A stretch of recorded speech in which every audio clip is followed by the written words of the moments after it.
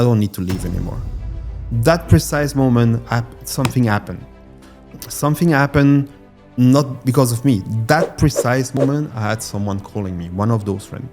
What message you will give to the young Manuel? I have tears in my eyes. So at that time, nobody knew Tokyo. It was really, Japan. We didn't know the sushi here. It was kind of the crazy Japanese eating raw fish. But there I learned how to work 17 hours a day. On stage, I have a keynote about related the sales process to dating a girl. Companies, they don't know how to sell. Bring a fight to the office, it's not a good idea. I believe that the sales process, it's a clear path. It's simple.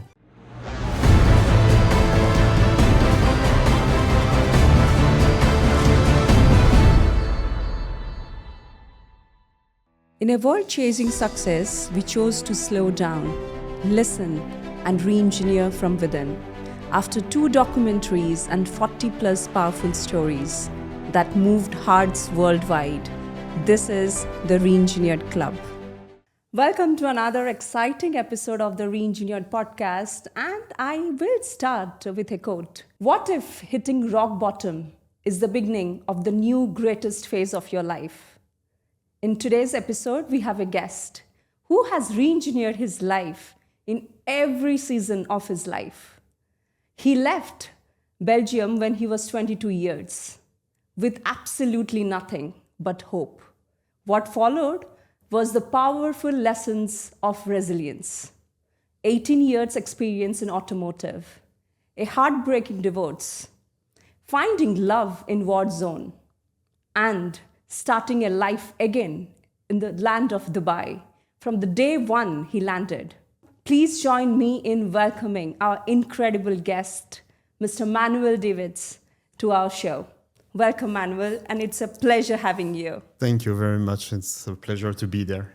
Thank you. And your story is so incredible, not just by listening, but actually visualizing what all you have gone through. And you proudly say that you have re-engineered your life, your career, in every season, in every phase of your life, right? Almost, yes. almost, yes. And I hope I won't have to re-engineer again. But I've done that many times. And before we start, because you have different layers in your life, and before we start the deep diving into, I just want to know what it really means to you having second chance in life. That's a good question, because I don't really think it's a second chance in life or a third chance or something. I think life, in my case, life, I've thrown a lot of stuff to me. I never consider it as a second chance. I always saw it like another opportunity. And of course, it was sometimes very difficult. Because sometimes at one moment I didn't see anything. I didn't see the purpose. I didn't see even the purpose at my life at that moment. But after, I don't see it's a second chance. If I had a second chance, I would say, okay, I took my second chance and it's done. It can happen again. Yeah. So for me, I see that like it was maybe hard, but it was a good opportunity. Yeah, and as you correctly said, it might be another chance awaiting you. So you always consider any opportunity as the chance and get it done.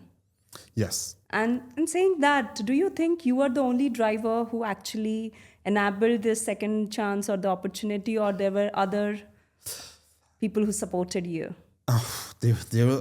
Basically, and I come back to the darkest period of my life, this bad divorce. I will say I've been lucky, really. I won't be here right now if I didn't have 3 friends. Those 3 friends were there, and not in the friends way. They understood my pain. They understood they understood my life was going wrong at that moment. And they didn't try to tell me what to do. They were just there. So, for example, I was sleeping in my car. So my company car, not even my car.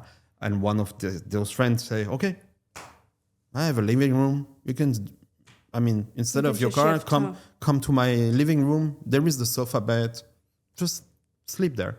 Another one just tell me like, whenever you feel bad or you want to call someone or something, doesn't matter the time, just call me. And I will just speak to you like, not your friend, but like if you speak to the person you want to speak.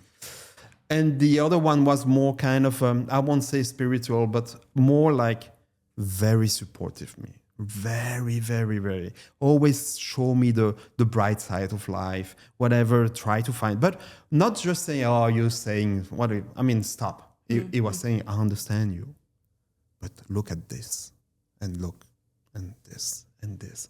And those three people, they are the reason why I'm here, basically.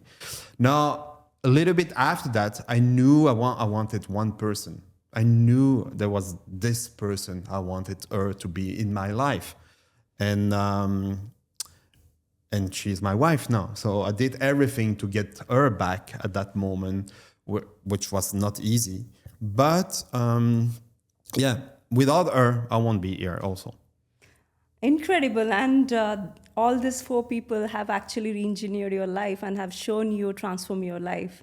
What is that one life lesson all four of them have taught you? So one, it's my friend from we were baby. We were born 1 month difference at the same hospital. Our mother knew each other. So since baby, we were playing together, you know. Such long friendship, yeah? Yes, Yeah. and we are 53. We're still friends. We don't speak. He lives in Belgium. We don't speak a lot. But every time we meet, it's like we never left each other. Those are the people, they are ready to cut their hands for me. I mean, he is ready to cut his hand for me if it will be really important. So for him, like, he was kind of shocked that I didn't ask. You know, he hates cinemas.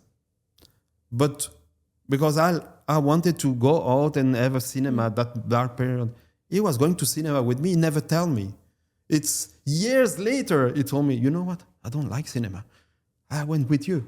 It's just that's it. Just to be with you. Just to be with you, and we do whatever you want.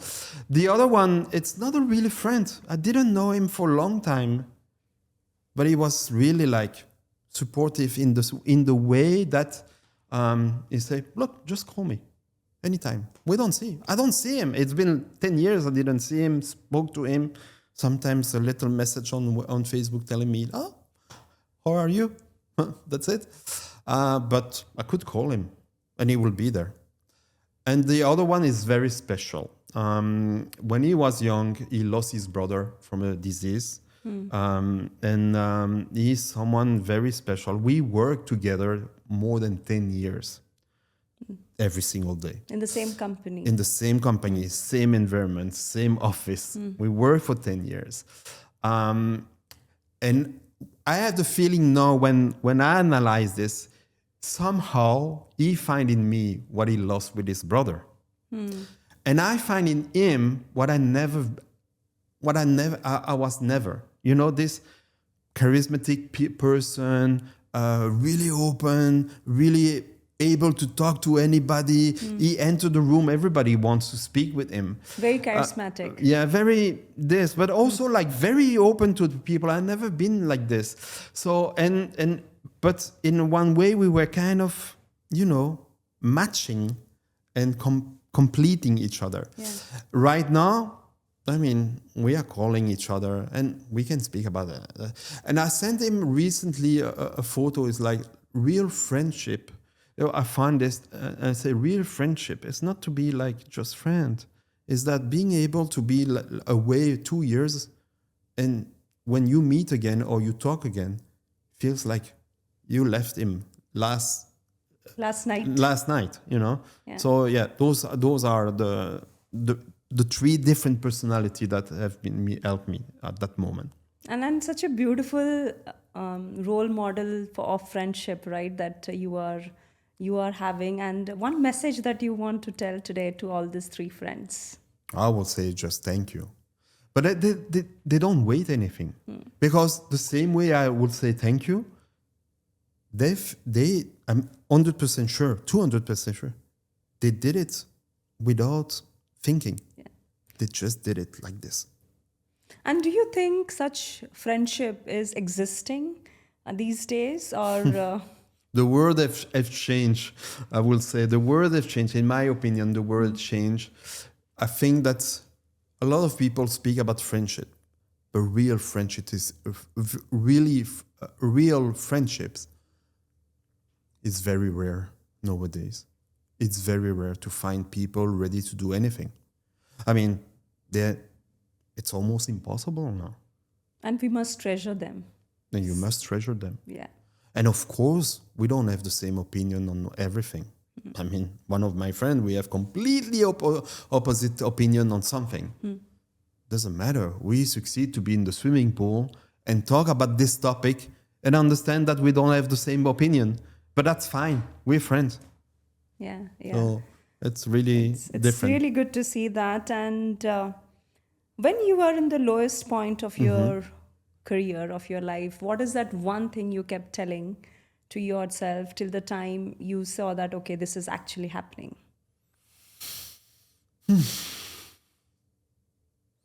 At that precise moment, I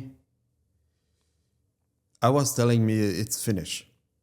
I was telling me it's finished. It's finished. There is no future. There is nothing. It was really that. There is no solution, no finish. I mean, no future. That's it.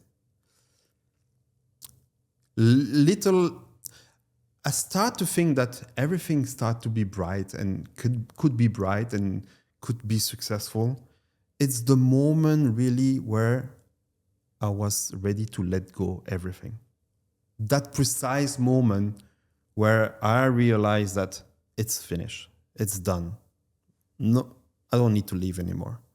That precise moment, something happened. Something happened not because of me. That precise moment, I had someone calling me, one of those friends. That precise moment when I was ready to end it, call me. And not knowing anything, just tell me, hey, what are you doing? I say, well, it's not the right moment. Yeah, but why don't you come home and eat the spaghetti? It's been a long time. Come home. And I'm like, no, you will understand tomorrow. Don't worry. All good. I said, no, we didn't see for three weeks. Just come. Family will be happy to see. And, come home. And I just went. Telling me, okay, I go, I eat my spaghetti, and that's it. And then on the way there, I felt like, what if there is something after? Why you have to end here?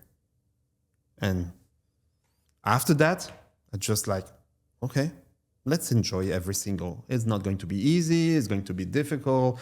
Nobody is perfect. I'm not perfect. The life is not perfect, but it's beautiful. And you accepted the situation. And I accepted the situation. And I accepted the situation and being ready to end it. It's also giving you strength to go a little bit further each day, to accept the difficulties, but like saying, okay, finally, it's not that bad. It's not that bad. I mean, whatever. I mean, life is beautiful. I mean, there is many people lost their life, whatever. I'm alive. I'm good. I have 2 hands, 2 feet, head. It's not that. And everything is possible. And that's the moment after that I say, you know what? Everything is possible. Why not going for it? And that ray of hope. Yeah. So this situation, which was a turning point in your career, like in your life itself, the bridge point, right? Yeah. So Yeah. What you described is, so any advice from your experience that you want to give? Because many of us are standing in that bridge point, right? There is the edge between giving up and holding and looking forward. I will say, never fear the future. The past is the past. You cannot do anything about the past. I mean, that's the way I see it. But if you fear the future, you will never progress. You never go your way. You never go. Yes. So for me, it's like enjoy the present and never fear the future. It works pretty well with me. Maybe I have kind of this personality, but never fear whatever whatever the difficulties are, and there will be difficulties. Life is not easy. If it was easy, everybody knew it. Everybody will run in a Ferrari, and life is not easy. It's a urban legend to think that life can be easy. Even for the rich people, even if you're born in a rich family, it won't be easy. You will have enemy. You will have people who don't like you. You will have everything against you. The life is not easy. But if you start your day and say, "Oh, it's going to be difficult," it's not It will be difficult. it's going to be difficult. So it's yes. just the mindset, how you look into It's things. just the mindset. It's just how people can have this mindset. That's not again. It's not easy. It's hard work on yourself. It's a way to see the life differently. I always say no. Maybe it's easy at my age and with the situation I have. I always wake up and say, well, today I need to be a good father. I need to be a good husband. And I need to enjoy every single second that the life gives me on this earth. And trust me, when you start your day like this, nothing is really difficult. And nothing else matter. Nothing else matter. I mean, you will have anything. You will have anyway something failing. Yeah. But the next day is another day. So, and you have every day the possibility to do something, to go further. So, yeah. See, how the perspective changes, right? And now today standing here, you said that you're 53 years old. Looking back, what message you will give to the young Manuel? Oh, if I have to give this something to the young Manuel,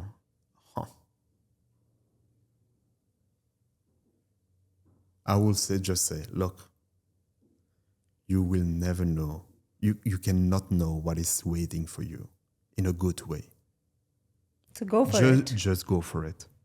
I will say that, yeah. So beautiful. I have tears in my eyes, and it's so emotional to see. But saying it's so easy because you have gone through this, right? But have you ever thought of that same particular statement, what we say, why me? Why only me? And then you come up to that phase, it's me. Actually, so I have two theories. One, I learned it from meeting someone not recently, and actually I will meet him again after this podcast. So two theory. One theory, I'm extremely lucky. Okay. Extremely lucky. You know, in life, some people are lucky. That's it. You know, whatever they do. And if I see my career, even I was a salesperson, every time it was difficult, I've been lucky. A contract was coming, or every time I was like, they're going to fire me, you know. And then something comes. And something comes, you know. And so maybe, and I'm cool with it, you know. Cool, perfect. So that is theory one. Theory one. Theory two. I met this person, and he didn't know me at all. I didn't know him at all. And then we were talking, and then he said, there is something in you. I'm like, what are you talking about? You know, I say, what's your date? Birth date? I say 14. The month, January. The year, 72. And he looked at me and said, that's incredible. And I'm like, what is he going to tell me? Come on, man. I don't believe in those. I say, you know, you're born and you are under the sign, one of the most powerful signs in the earth. People like you control the world. And I'm like, well, why are you talking to me? And then he came, okay, if you allow me, let me think 2-3 minutes, and I'm going to tell you some stuff. I cannot know about you anything. We just met. I didn't make us. And what he says about my personality, the way I handle stuff, and the way I move in my life, and the way why I stuck in one position instead of going, was 100% true.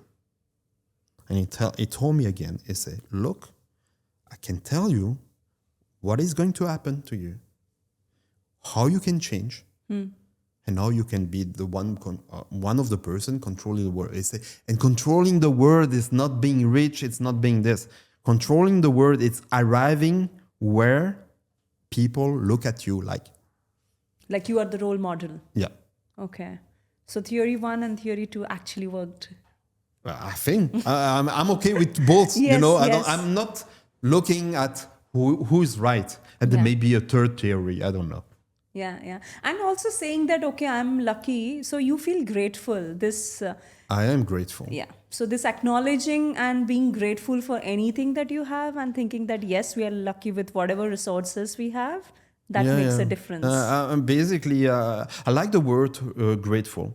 I really like the word grateful because it's not just thank you, or it's not just like, grateful. It's like something you feel, and feeling is really important for me. I mean, all my life, all my current life, it's following some feelings that I have. And grateful is a beautiful feeling. It makes you feel so good when you're grateful, when you're really grateful to people. When you're not the center of the life or your center, when you accept that other people help you, other people are, even if they don't know you're helping, you're grateful to them for making you succeeding. So saying that, I will ask you, what is the underlying factor that made you successful? One underlying factor that you really know that particular thing made you successful. Something that I've learned very, very, when I left Belgium in my first job, it was in Tokyo. So I left Belgium to go work in the event industry in Tokyo back in 1994. So at that time, nobody knew Tokyo. It was really, Japan, we didn't know the sushi here. It was kind of the crazy Japanese eating raw fish. But there I learned how to work 17 hours a day, 7 days a week, in an environment very disciplined where everything needs to be in the book.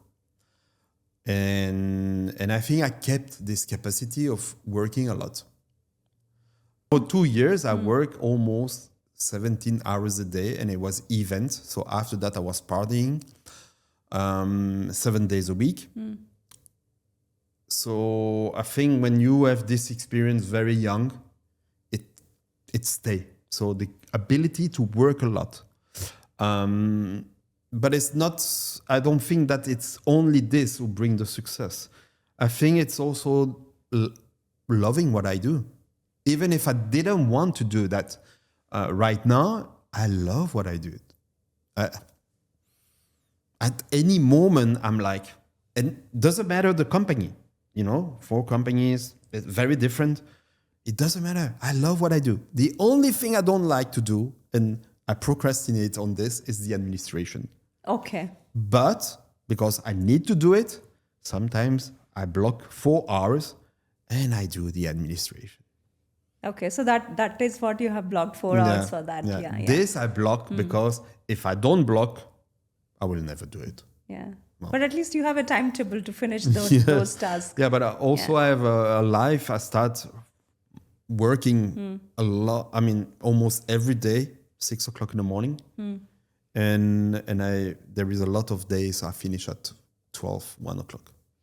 And what you said, that 17 hours a day, right? Yeah. So that that you learned when you were in Tokyo. Yeah. So how they make it happen? Like, this is a very interesting concept, right? Like here we speak about work-life balance in one way, right? Yeah. Where we don't overstrain. At the same time, we are talking about 17 hours a day. Well, when you are 22, you can handle this speed.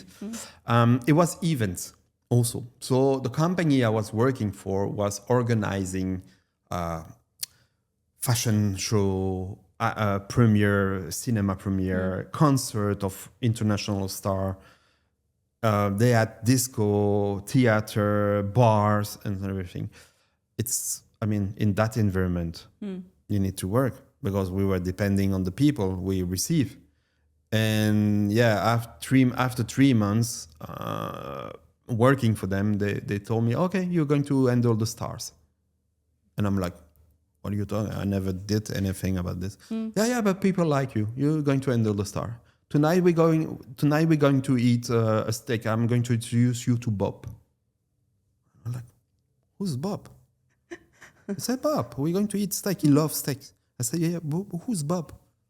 Robert De Niro. And I'm like, are you killing me? I'm not going, no, he's really cool. He's my friend. And I went to eat with Robert De Niro a steak. And then from there, they said, don't worry, you will know what to do. And And you learn in the process. And I learning how to do it. And actually, they really like me over there because at that time, Japan was only, if it's not written in the book what you have to do, then they stay stuck. Nothing move. It's finished. Nobody knows. It's not written on the book. Nobody knows. And they really love me because I was not following the book. I was following my feeling, and it was good. So people were laughing and everything. So you was complimented Japanese culture because they are so systematic. And when I say I stop, after 2 years, they were like, what are you talking about? Everybody love you. And I say, yeah, but that's not the life I want. And they say, what? I mean, we pay you more. I say, no, you don't understand. I want a wife, I want a dog, I want a home, I want to go sleep, and I want noble life. And they say, yeah, okay, take some vacation. I say, no, that's not the point. And then it can't be interim, right? And then for 10 years, they've been trying to make me come back. For 10 years. And this is the impact that you have done there. Yeah. Yeah. So after 10 years also they want you back. Yeah. But to come back in that environment, you cannot work. I mean, there is no 9 to 5. There is not even like 6 to 11. You work when it's needed. And after that, people want to be with you, or people want, I mean, you need to also release the pressure. So you party, party a little bit. Yeah. And that environment, it's only party at one moment. So that was not my environment at all. So you couldn't relate it, right? It was not aligned to your, it was just not aligned. Not my life. Saying that, what is that one thing that you have taken from Japanese culture? 2 girls already. two Japanese girls. The discipline with the good and the bad aspect of it. So the good part of discipline and the bad part of discipline also. So this, the fact that he opened my eyes very, very young to other words, other culture. I think from there, so originally I'm already a mix of culture. So my mom they both died, but my mom was Spanish. My father was from Netherlands. I was born and raised in Brussels in a language which is French, which my parents didn't really spoke, and then I had to learn English and Japanese and all those language later on. But so I'm already part of multiculturality. But I think that in Japan, I learned how to be curious about how other people think, how other people behave, how other people work, how other people just interact with each other. And I think that from that time, I've been always curious about other people, other culture, learn other food, all this. It's really a passion for me. Yeah. Learning. And they very much practice continuous learning. They practice Kaizen. So observation is something that you have. That's something that also maybe coming from there, I try to learn every single day something. So whether it's reading, listening to a YouTube video, learning something, even if in area that I feel I'm an expert, you keep learning. There is always things to learn. The day you think that you know everything is the day you don't know anything anymore. Yeah, you become complacent. I'm saying that you are having 4 business. So, and all 4 are different to each other. And that is something that you are doing it out of passion. And like how you think that you manage this 4 business and how they complement each other. And the interesting thing is that you started doing IT sales with 0 experience. Yes. Yeah. So people usually dare to do something with having 0 experience, but you have done that. Yeah. So can you tell a bit about it and how you managed? So sales have been trained for more than 18 years to B2B sales. In the automotive industry in Europe, it's very big business. So I've been trained to, and even before social media, because I started my career with in sales, in B2B sales, there was no computer, there was no emails, there was no mobile phone, there was no social media, the LinkedIn, whatever, Facebook didn't exist at that time when I started. So we had two ways of doing it. The old telephone, like and calling, and go ring at the doors of companies and try to get invited to speak to them. So door-to-door sales. Door-to-door sales. To be honest, I don't have to, there is nothing particular of this.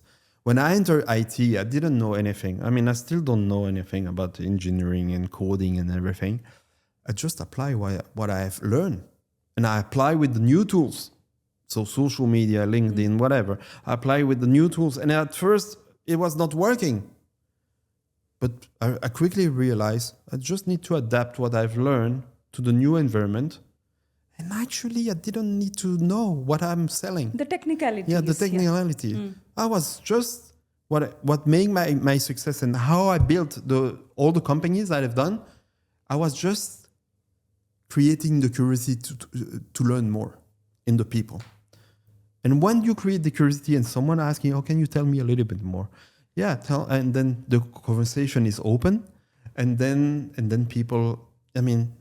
Then at one moment I was saying, "Look, I cannot go further because I don't know. But let me bring you someone who knows because you seems to know what you want.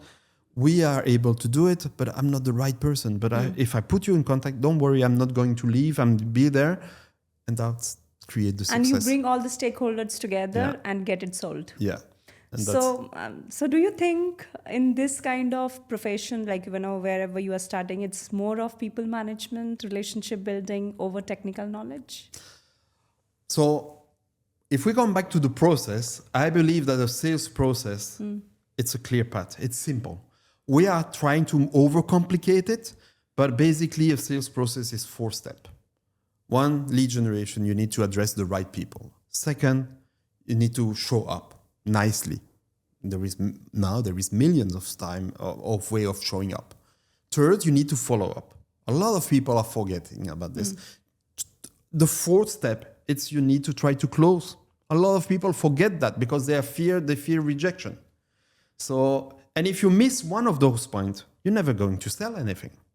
But in those 4 points, if you bring human to human interaction, if you create the curiosity to learn more, if you target the right people, if you show up correctly in a human way, if you follow up not like dumbly, if like you follow robotics. up properly in a different way, and if you try to close, not just saying, are you going to buy, but in another way, trust me, it's easy to sell. It's such a beautiful process-oriented, right? And what you said, all the 4 steps matter. Yeah. But still, people struggle in getting leads and closing the leads. Yeah. On stage, I have a keynote about related the sales process to dating a girl. Okay. And it's exactly the same process if you think about it. You need to, do lead generation. You need to select few girls. You're not going to go to Finding all the out girls. prospects. You find your prospect, the girl you like and the girl who might be interested in you. You don't go to someone who just look at you and say, you don't go, Then you need to show up. You show up in sales, but you show up to a girl and you try to show up nicely. You just don't go to the girl and say, "Do you want? Do you want to kiss me?" It doesn't work. It's like you don't show up to a prospect and say, "You want to buy?" You need to show up, and then you need to follow up because the girl is not going to tell you, "Yeah, okay, only one time. Let's go for it." And you follow up smartly. That doesn't mean that you need to call her like 10 times a day. Maybe you find a way to see where she's going, and and do it what gracefully. Are you doing? Yeah, and do it nicely. And then at one moment, you need to try to kiss her. That's the closing. If you do all the stuff, all the steps, the 3 other steps, and you never try to kiss her, at one moment she's going to kiss another guy. So you see, Such a relatable, right? Yeah. And what a beautiful comparison. Yeah. Usually people struggle in sales, and everywhere you go to any business, especially for entrepreneurs and SMEs, they keep saying that, okay, getting leads, it's difficult and it's also very costly. But is it true? Because I want an advice, because you are doing so much of lead generation. Yeah, what I realized, and it goes to the opposite side. Finding leads is not that complicated.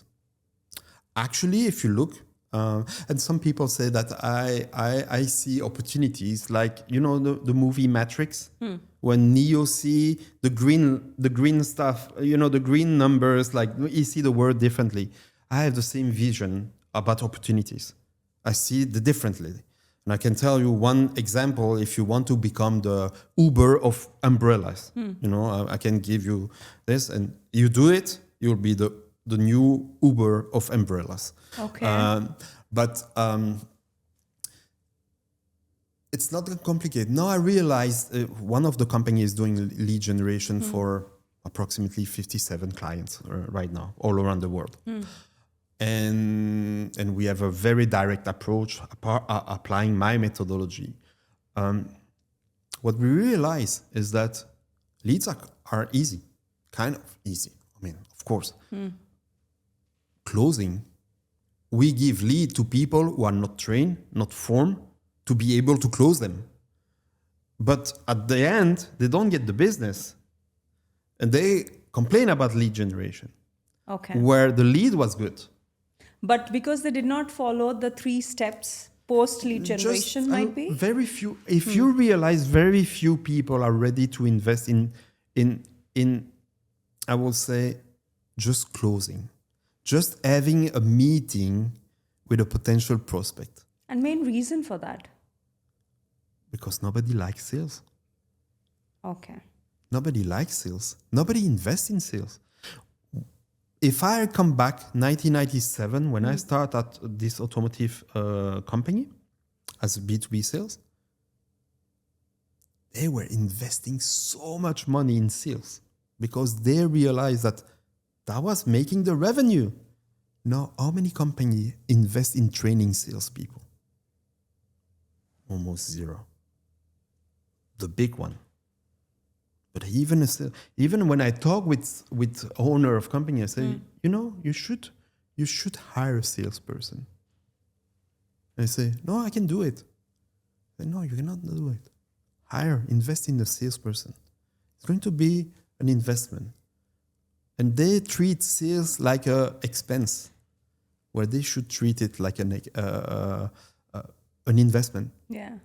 And they will see the ROI, right? They will see the ROI or not, because sales is not something like, of course, you can predict stuff, but you can hire a bad salesperson also. Yeah. A lot of people are really good to sell themselves, but when it comes to sales, I mean, they don't know. They just know how to sell themselves.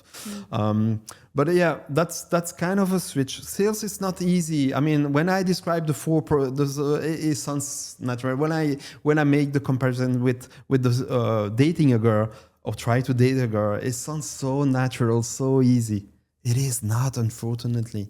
And you need to train, and you need expert in doing this. It's not something you wake up in the morning and say, oh, I'm going to sell something. You need to invest in training those people. You need to invest in training yourself if you want to do it yourself. Not everybody can do the sales. Yeah. So we realize that with lead generation. We have companies, they don't know how to sell. Sometimes when before I start lead generation, say, who are your customer? They don't even know. They cannot describe exactly who are their customer.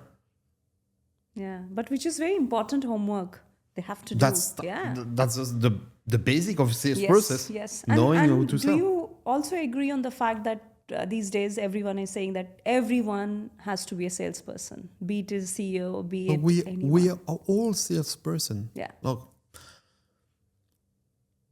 when I was born, we cannot say I was a salesperson. I was a baby. How do I understand my mom? I was hungry. By crying. By crying. Yeah. I was selling her. Sales, it's inside everybody from the beginning. But the environment makes, when we go older, how do you want the new tools? You try to sell to your parents. I want this new toys. And you find all the way. I see that with my 6-year-old girl now, and she has the mimic and the everything, The action, she's selling without knowing it. We are born to sell something. It's inside us. But the environment says sales is not good. My mom, even if I never wanted to be a salesperson, it happened because it's another story. I arrived to be a salesperson. If I had told my mom I want to be a salesperson, she will kick me out. Say, "Are you crazy? That's for losers." And that's the environment. We don't value salesperson in the environment, in the general society.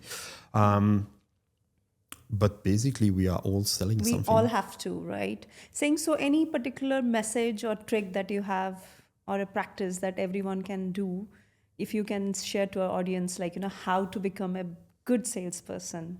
Any small... I will say, the fact that I'm an introvert it makes me getting an advantage. In the new, I will say, some of my trainer, they always say when they saw me first, they say, "You're never going to sell anything. You're not a salesperson." But you cracked all the numbers. Yeah, and after a while, one of them, who's a book writer, a famous book writer, he was out training, came to me and said, "I don't like you." I said, "Okay." I said, "I don't like you, but I believe that you are the salesperson 2.0 for the future." I said, "Why?" "Because you listen. Because you don't speak. And you have an attitude that creates the curiosity to learn more.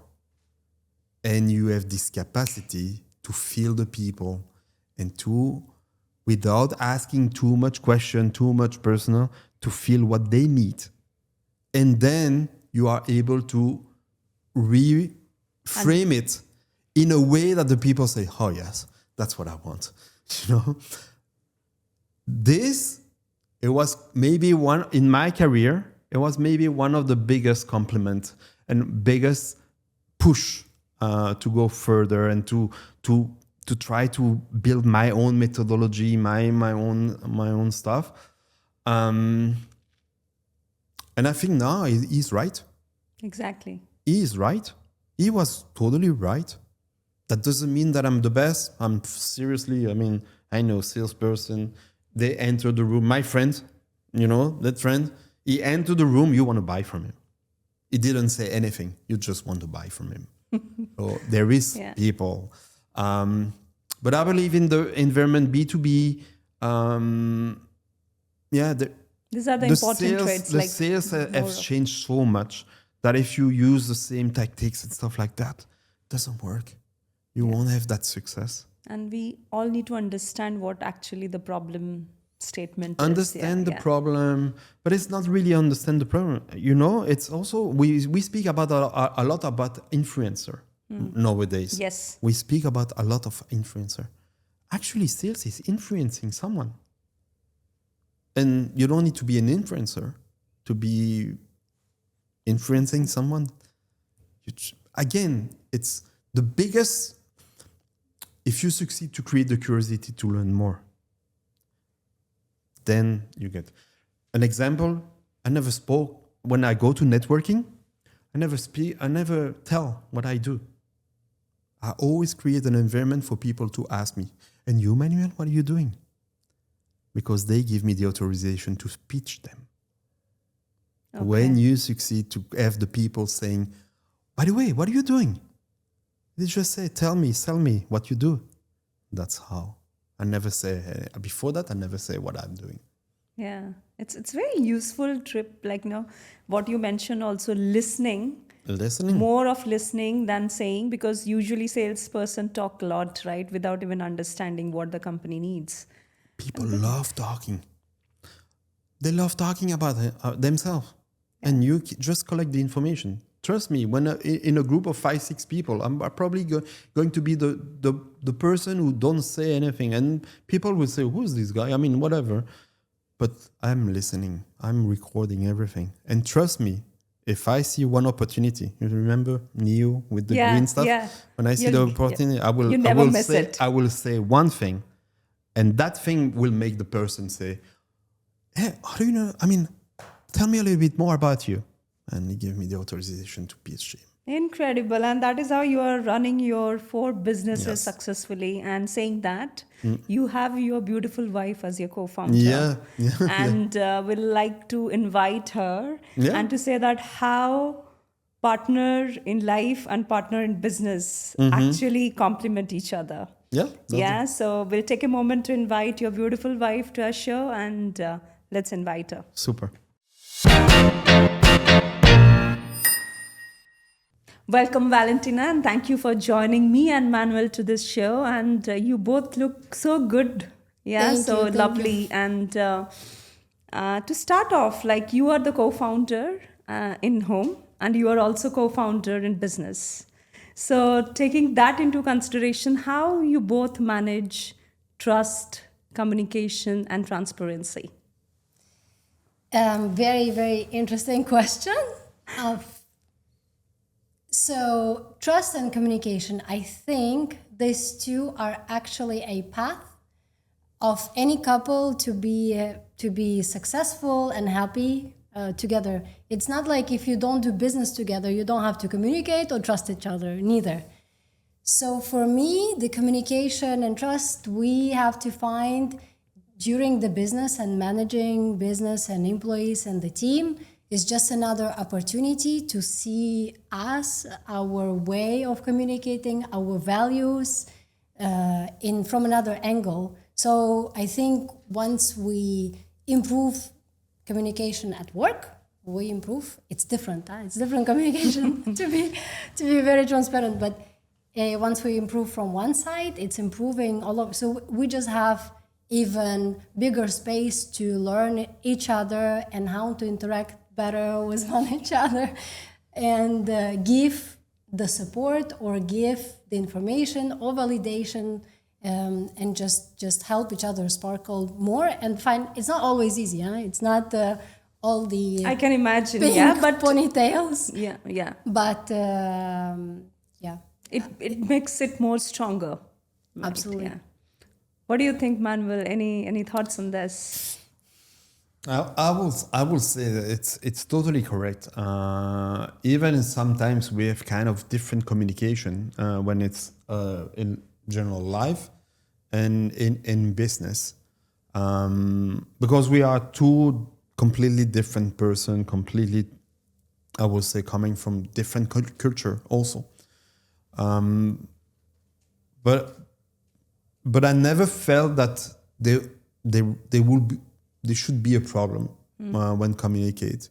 And of course, yes, like in any couple, there is up moment, down moment, Gaps. like gaps, or in business also. I mean, when you co-founder, it's two person who takes decision. So far, I mean, I didn't feel that there was a problem. And yes, sometimes the business, what we didn't succeed to communicate during the business, we find a solution during the personal communication, which can help also. So that complements, in both in work and in life. Yes. But on a lighter note, do you bring fights to office? Like if you fight at home, you bring those fights to office? On a lighter note. I will say the way I handle that, it's to be silent. Okay. Because some fight at home maybe don't have anything to be in, and if you bring it to the business, then it can really escalate. Upset really the decision making. Yeah. So I'm trying. It's not easy because you always want to be the last to speak, but I'm trying at one moment to keep a silence, and usually it goes away. Bring a fight to the office, it's not a good idea. Definitely the team is feeling this. They need confidence, they need straight communication and clear tasks. And if you're bringing any emotions, they're like, whoa, what are we doing? It's like it's taken away the focus from the team and the work. Moreover, how I handle this is when we fight, if it's a fight, it's a disagreement maybe on something, but it doesn't mean that one of a sudden, because I disagree on one or another point, I stop respecting. It doesn't go this way. So respect stays there. There are so many things that we've achieved together. It's not one fight that will change, and I will bring it to the office. And it's very important what you stated. Like, there are disagreements, but respect, as long as it stays, we value each other. Absolutely. And then we have to find a lot of solutions together. So if only because of one fight we stop finding solution, the business will not move forward. So this is what I mean, that finding this. Somebody told me, everybody basically says that you don't work together at one office with the husband or with your family and so on. There is a misconception. They say that you shouldn't, right? Could be. Maybe it's not going to work for everybody, but either something in our way of doing things, for us, it just works perfectly because we don't do the same thing at all. We complement each other in so many ways. And then we need also a team. It's not only two of us. We need much more talents, much more minds. And when we learn how to communicate that, it's another opportunity to become better, to understand each other better, and so on. And then both complements, and we benefit from both ways. Yeah, and you complement each other, and We should more. We need to ask our team. We need to ask our team. Yeah. And how did you manage? Like, what is the biggest synergy that you have derived? Like, you see in your relationship that has really worked out in getting and driving the business? I'll let you first start. Any one of you. Because synergy is the thing that you drive, right? So I will tell you something. As I mentioned, I was not born or built to be an entrepreneur. And I truly believe that I will not be a successful entrepreneur if I didn't have Valentina next to me. For many things, she's kind of an example for me. And it's a motivation also. She is able to put so much work where I know me, if I don't have kind of this pressure behind me, and feeling ashamed that I don't put the same capacity, I can stay in the sofa because I feel it like in the sofa. You know, this position, everybody loves lying on the sofa, watching TV, but not even know what is on TV. You know, this position, I call it the vegetable position. We call it couch potato. But with Valentina, it's not possible. She's the driving force behind you. Yeah. It's not a competition. It's just kind of a natural movement that we go for success. We are both of us, we are driven by result. Not again the process, not again the company. We are really driven by result. And when you are in this mindset of results, there is no way of, not trying to push each other to overpower and pouring other, and accepting that that's not my skill, that's the skills of Valentina. And her accepting that that's not my skill, that's the skill of Manuel. So let's push the skills of each other to have the maximum incomes and the maximum result. That's my way of seeing this. Yeah. Very insightful. Very, very insightful. Absolutely. I was watching, obviously, your interview just before I joined. Things that Manuel mentioned, that when he enters the room, I mean, he has so much power on influencing. So he's entering the room, and people don't think, that's a shark. He will just crush it all. He's the biggest male, which he is hiddenly is, but he's not alerting people when he's coming in. Everybody's like, okay, this is going to be joyful. I trust. All is going to be good. It's smooth. It's not the fight. In a way, like, you know, when you're in a competitive world, it's kind of people are working with each other together, but they are a little bit like, there's always this natural competition, you know? Yeah. So when Manuel is coming in, everybody is getting relaxed. It's going to be a good moment. This is joyful conversation and so on. And then he says nothing about what he's doing. He's really not pitching.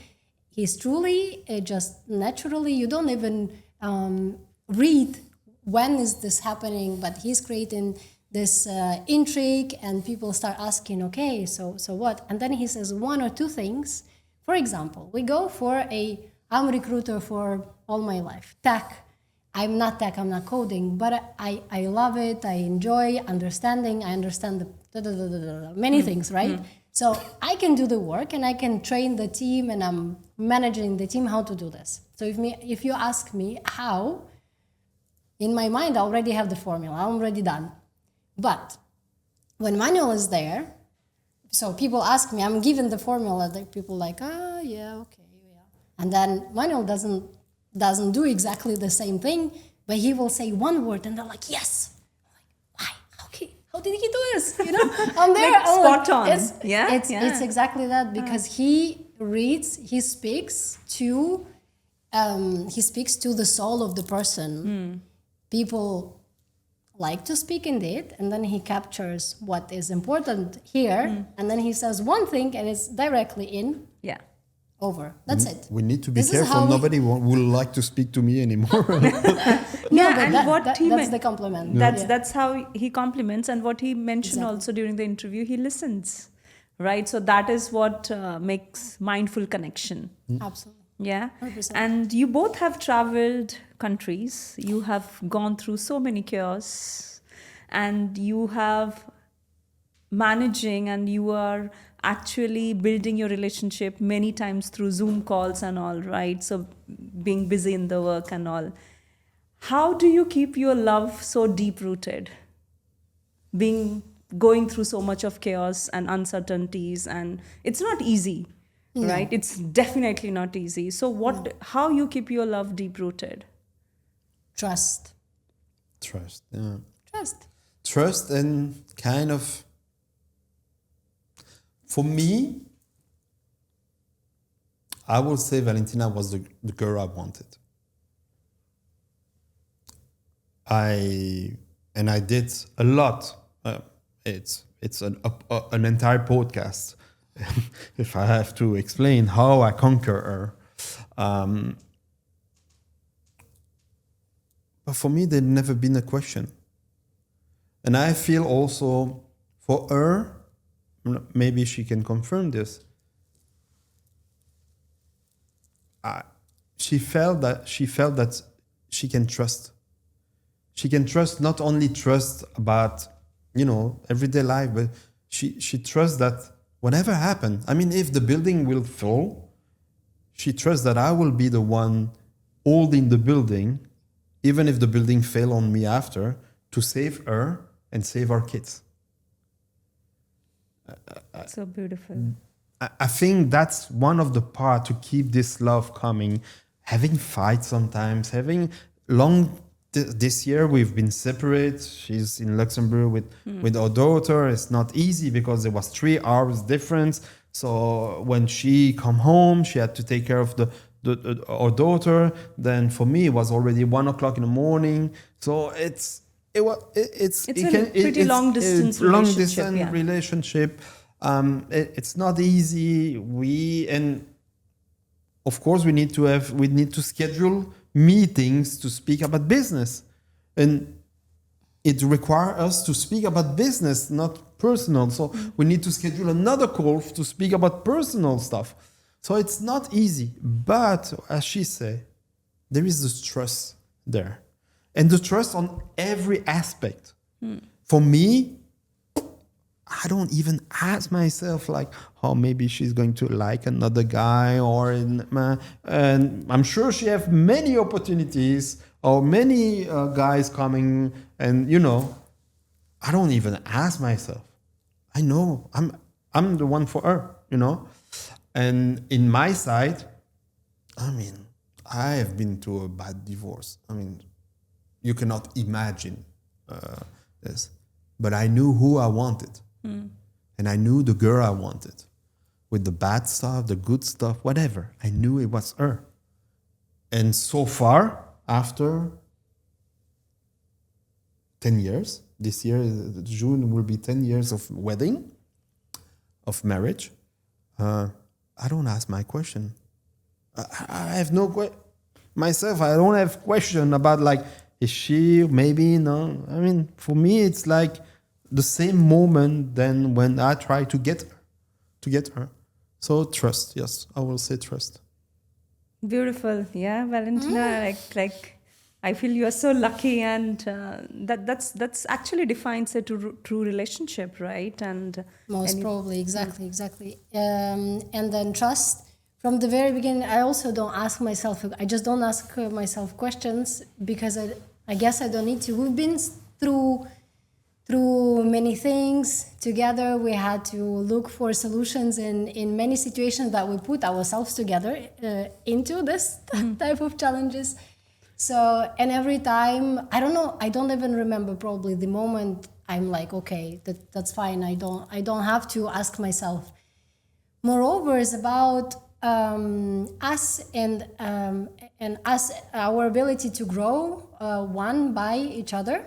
So, beside him, I know that I can go forward. I can have one project, I can have another idea. He will always support me. And whenever we changed countries. I think it's just, if any challenge happens, is like, we sit down, okay, what do we do? This or this? Okay, we do this. Okay, let's go. We don't even know if it's an ideal decision or not, but we will try it out. I think it's through all the things that we had in life. I think communication is very, very important in it. So to be able to trust each other, you need to communicate what you need, what the other what's person there in needs. The mind. Yes, Exactly, and then find the way to communicate to each other the two messages, and because in any case, I know that Manuel's first priority is that we are happy together and Monica is happy. I know that by fact. I don't need to think if this is true or not. So if this is the end point, we just need to find a way to get to there. Yeah. We just have to find the path. We know the end result. Exactly. And many congratulations for your 10 years of togetherness. We are thinking what to do for it. What kind of party to throw? What kind of party we're going to do. But about traveling, we are, if we speak, we have our little daughter, 6 years old, and she's used to travel now. And sometimes we are surprised because she says, which hotel are we going to sleep tonight?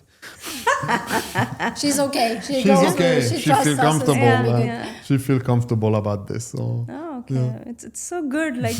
And what is that one thing that because you are cross-cultural, right? And from different countries. And how do you pass this message to your younger one? We have a funny story about this, about how they understand that they live in a kind of a very diversified. Yes. One day we were coming from somewhere. We were with our two Japanese sisters. They mix, but they look Japanese, and they have a Japanese passport.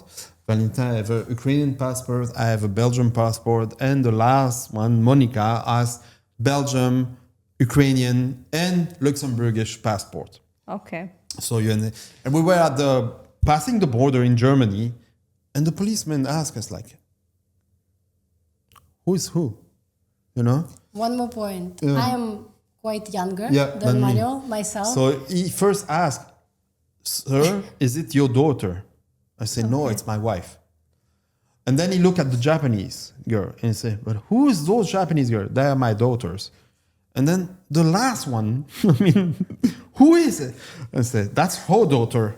And then he really think, I mean, we could see in his eyes that he was in front of the crazy family. It's like he will be making family chat. Yeah. So it was like that. But I mean, our daughters, they were like, we look different, indeed. And the little one at school, she just keep on saying, I have two sisters. They're Japanese, and our daughter is blonde, blue eyes, completely like. With two Asian sisters. Yeah, two Asian sisters. Like people, no, it's not possible. Yeah, she saw the picture. That's my sister. And the two Japanese, when we went to Japan one time to visit, they absolutely wanted us to go pick them up at the school, at their school, because nobody of our friends understood that they had a sister, blonde, blue eyes, and a stepmother, like blonde, blue eyes. And it was very, very, very funny. But that's how they understand also. And they're embracing diversity. Yes. With a lot of... they were proud that we would visit them, and we're completely, international family. Yeah. It's a beauty. I think there are many families who could face, I don't know, criticism, or that it's not conventional and so on. I think the beauty of life is that not every family has to absolutely follow the classic rules, and it doesn't work this way for most. No, it doesn't work this way. I think we're so international. Yeah. So the more we take it with openness, openness, curiosity, and we learn the best out of exactly all. What kind of advantages we have now. Monica, our and the smallest in the family, she's saying, when are we going to go to Tokyo? I want to go to Tokyo. And then she's waiting for this to tell to her friends at school that she has sisters in Tokyo, and it's a beauty. Why just breaking for me, it's already broken a long time ago. I don't feel at all I don't feel life is so beautiful. Why hiding most beautiful things from either myself or others, or running away from it? Yes, proud. to or running accept it. Absolutely. Absolutely. And how curious she is, right? Like telling that, she has two sisters, elder sisters, and beautiful. I can imagine the diversity. You have the entire nation in your car when you showed people the passports. There is a because when I was in Japan, I learned a little bit Japanese. Well, a very low level, but I learned it.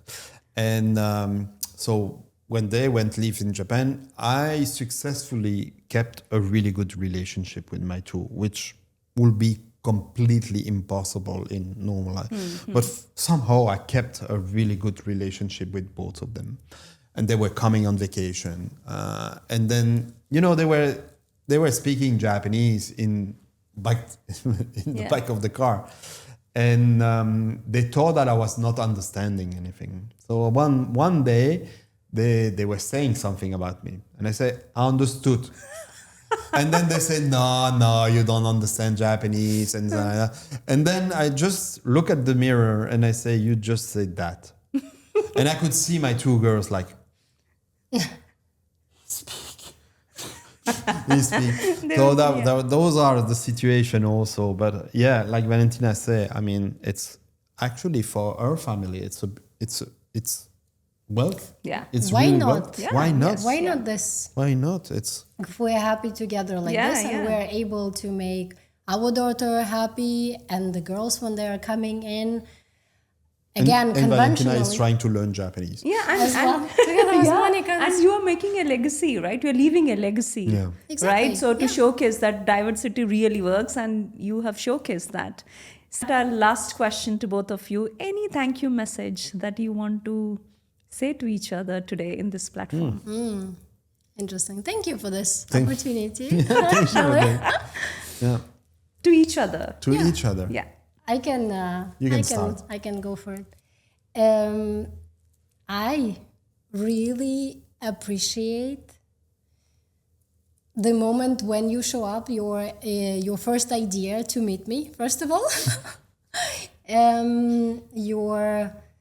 your patience, unlimited and limited patience in a good way.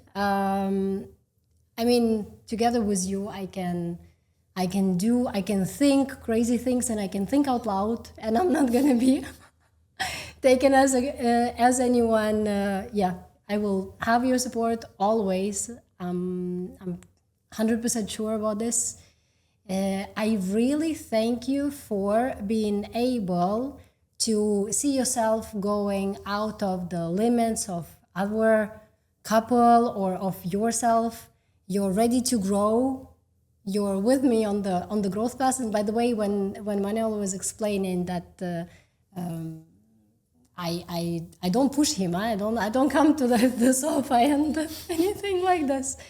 But I really enjoy that I can go forward and I can be out loud about this, and that you give me all the platform and the trust, and really the platform that is super stable for myself, for Monica. It was the challenges this year. We live in different countries, and at this moment it is hard, but it's not hard because I have any. I have the platform, and I always can put my feet stable on a platform that Manuel creates for our family. Thank you. I got goosebumps. What about? Oh yeah. Yeah. Me, I'm going to be a little bit shorter, but I will come back to what I say when I wake up every morning. I say I will thank Valentina for being a wonderful wife. I will thank her for being a wonderful mother. And if it was her, I will not enjoy every single of my life. And God bless you both. And really, it was so emotional. And you have actually proved that second chances are not created. Second chances are not just given, but they're created together. And wishing you good luck and congratulations for the 10 years of bonding together. And before we wind up, I have just to come out of this intense and emotional and all this, I have a fun game for you. We'll see that who is answering it quickly. Super. Okay, it's the game Complete the Sentence. The best decision you made together was? Getting married. Bro. Okay. Nice. So getting married and growing together. Yeah. Yes. Yeah, we'll wind up like that. When things get tough, we always Discuss. Yeah. Yeah. It has to be spontaneous. Okay. Have to be faster. We failed the game. We failed. Okay. It has to be spontaneous. Okay. Okay. I love it when you Take me to nice places. Kiss me. okay. We laugh the most when When we are happy together. With our daughter. When we enjoy it with the daughter. The moment with our daughters. Okay. Do you agree? I said happy together, so it's all that. Yeah, yes. yes. Perfectly. You have actually passed 10 on 10, but I was expecting you spot on, to be quickly No. Okay. in response. But yes, it was really good. And one thing that you have never told to her and you want to tell today.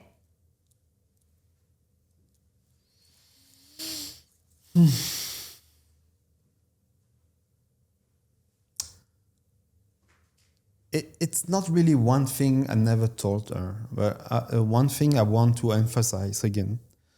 Valentina has expectation for me. For a really long time, she has been telling me, get out of your comfort zone. You can go much further. You can be much further. You can be someone else. You can be the one people look at. Go get it. And if I have to say today something that it's for a long time I was not ready to do it. Right now, I'm ready to do it. He's ready. Very Yeah, good. and good luck. And Thank you. I think this podcast was very emotional, and knowing about your past, Manuel, and how you have gone through so many things, and still you have taken. Oh, there is still many to come. Yeah, many to come. But now you are so expert and experienced that you know how to turn it around. And Valentina, you being such a big support, and you showcasing that really we can be co-founders at home. And we can be co-founders at office too. And how the myth, telling the myth that spouses can't work together. So that is what you are proving wrong, and you're breaking the stereotype. Yeah, and good luck and Thank you very much. congratulations. Thank you for having us. It's a pleasure having you both. And to our listeners, if this story has inspired you and has let you think that second chances are the best chances, then please share with your loved ones whom you think that this episode will inspire you. Till then, keep re-engineering your life with purpose, love, and more love. Thank you so much. Signing off, the host of Re-Engineered Podcast, Madhusmita Nayak. Have a good evening. Thank you. If this story moved you, don't just scroll. Share it, start a conversation, and subscribe to be part of something that redefines what it means to grow. And if you have an inspiring story, please get in contact with our team, info@reengineeringclub.com.